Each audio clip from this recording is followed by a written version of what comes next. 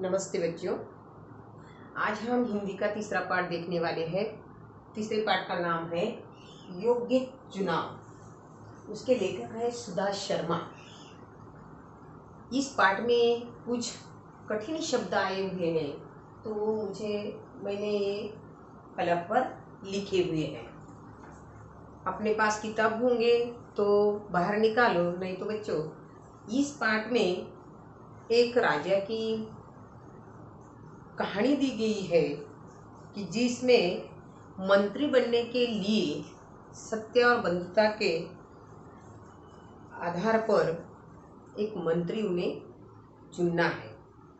ऐसे आधार पर ये योग्य चुनाव एक कहानी बताई गई है। तो आज हम देखने वाले हैं ये कहानी। सबका ध्यान है बच्चों, सबने एक कहानी के इधर ध्यान दो और ध्यान से सुनो। देखो, राजा मंगल सेन के एक मंत्री थे और वो मंत्री बूढ़े हो चुके थे। बूढ़े होना यानी वृद्ध होना, मराठी में उसे म्हातारा बोलते। तो बूढ़े हो चुके थे। उन्होंने राजा से स्वयं को सेवा मुक्त करने की विनती की। सेवा मुक्त का अर्थ होता है नौकरी से छुटकारा देना, यानी इस पद से अभी वो सेवा मुक्त होना चाहते थे क्योंकि वो बूढ़े हो चुके थे। क्या की उन्होंने राजा के पास विनती की। विनती का मतलब होता है प्रार्थना। देखो बच्चों, हिंदी में विनती शब्द लिखते हैं लेकिन बोलते समय विनती बोलते हैं। उसका अर्थ होता है प्रार्थना। तो राजा से उन्होंने सेवा मुक्त होने की विनती की। राजा मंगल सेन ने कहा, आप पहले अपने जैसे सेवाभावी, परोपकारी और ईमानदार मंत्री का चुनाव कर लीजिए। राजा ने क्या कहा? मंगल सेन को, जगतराम को सेवाभावी यानी सेवा की भावना वाला, सेवा जैसी भावना उसके मन में हो, ऐसा राजा मंत्री मुझे चुन के दो। परोपकार यानी दूसरों की भलाई करने वाला होना चाहिए और ईमानदार होना चाहिए। ये तीन गुण है, ये तीन गुण उनमें होने चाहिए और उनका चुनाव करके ऐसा मंत्री मुझे चुनकर दीजिए और बाद में तुम सेवा मुक्त होना चाहते हो तो चलिए, फिर तभी आपको सेवा मुक्त किया जा सकता है। ऐसा राजा ने और जगतराम को कहा। जब तक तुम मुझे ऐसा सेवाभावी, परोपकारी और ईमानदार मंत्री चुनकर नहीं देंगे तब तक तुम्हें हम सेवा मुक्त नहीं करने वाले। तभी आपको सेवा मुक्त किया जा सकता है। जगतराम ने आदेश दिया। पूरे अपने राज्य में ढिंडोरा पिटाया। ढिंडोरा पीटना यानी क्या होता है? मुनादी यानी डुग्गी, उसे हम मराठी में बोलते दौंडी पिटौनी। ढिंडोरा पीटकर सभी राज्य में बताया गया कि राज्य के नए मंत्री का चयन अगले गुरुवार को किया जाएगा। चयन का मतलब होता है चुनाव, कि मंत्री के पद के लिए अगले गुरुवार को क्या किया जाएगा? चुनाव किया जाएगा। इस पद के इच्छुक 11 बजे राज दरबार में पहुंचे। ऐसा ढिंडोरा राज्य में पिटवा दिया। हरकारे गांव गांव ढिंडोरा पीटने लगे।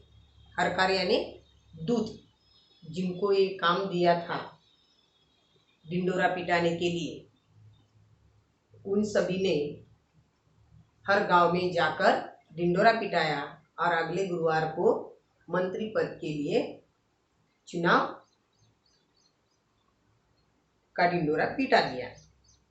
चयन वाले दिन यानी जो चुनाव का दिन था, वो चुनाव का दिन आ गया था अगले गुरुवार का। तो ये चयन वाले दिन राज दरबार की ओर जाने वाले मार्ग पर सुबह से ही नवयुवकों की भीड़ लग गई थी।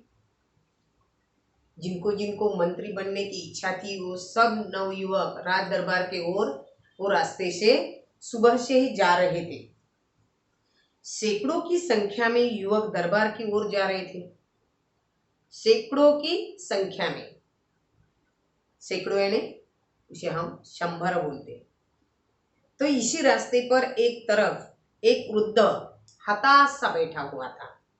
जो रास्ते से दरबार में जाने का रास्ता था, उस रास्ते में एक बूढ़ा हताश यानी उदास होकर, नाराज होकर वहां बैठा हुआ था।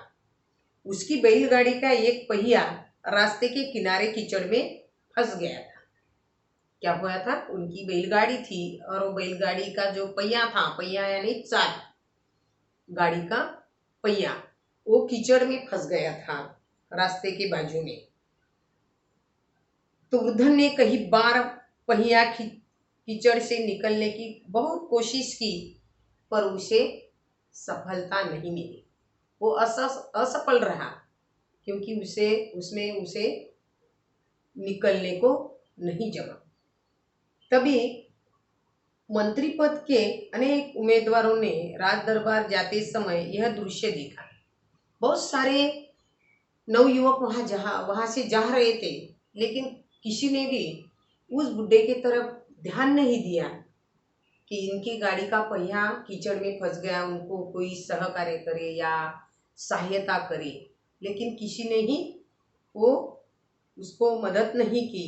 दृश्य देखा भी वृद्ध की सहायता नहीं की।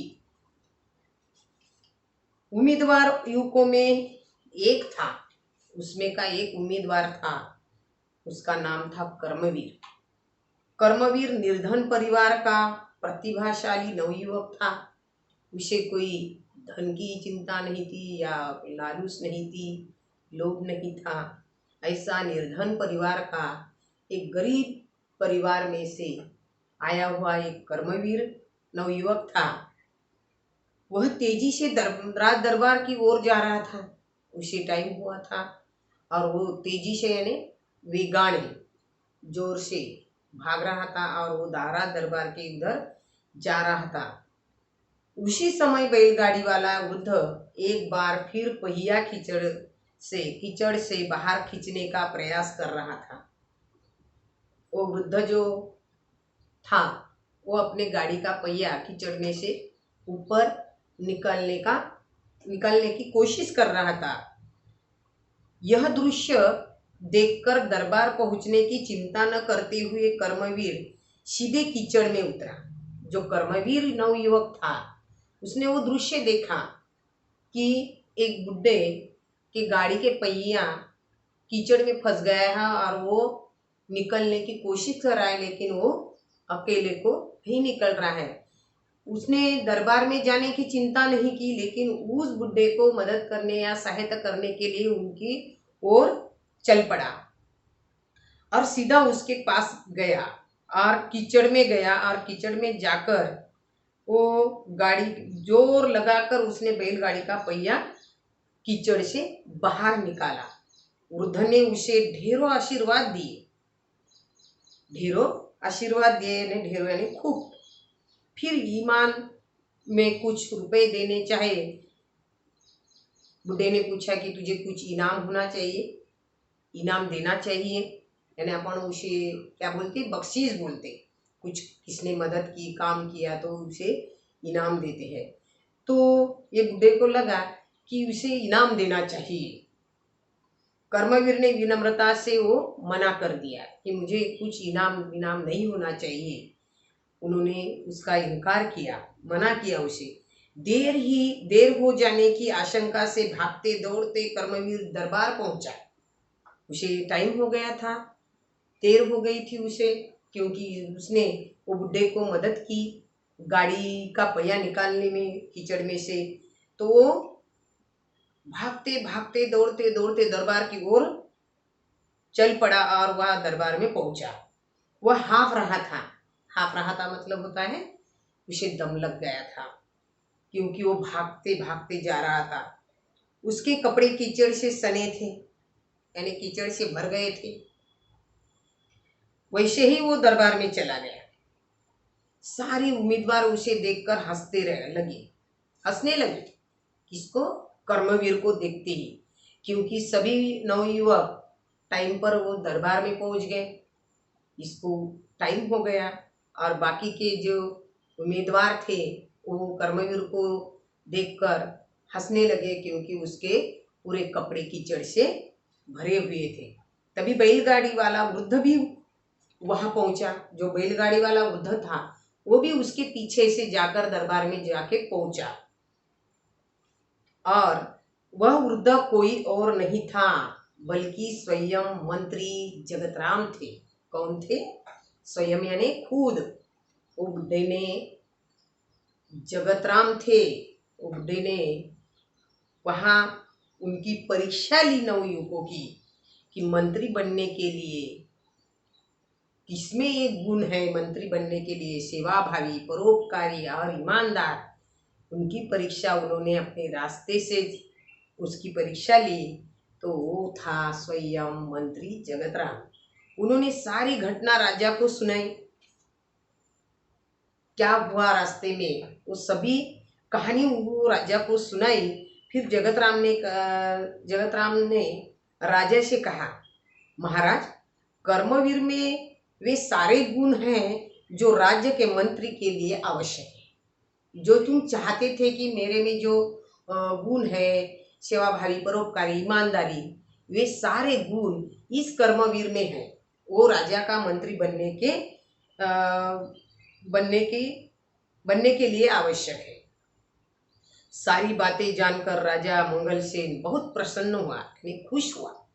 उन्होंने कहा, जो सामान्य आदमी की पीड़ा से दुखी होता है उसे दूर करके प्रयास करता है, वही राज्य के उच्च पद पर बैठने का अधिकार उसे ही होता है। ऐसे राजा ने अपना फैसला सुना दिया। जगतराम जी ने योग्य व्यक्ति का चुनाव किया है। आज से कर्मवीर राज्य के नए मंत्री होंगे। ये राज्य ने उनकी घोषणा कर दी। राज दरबार में उसको ही मंत्री पद दिया गया, क्योंकि उसमें ये सारे गुण थे। और मंत्री जगतराम ने बुड्ढे का ये करके उसकी परीक्षा ली।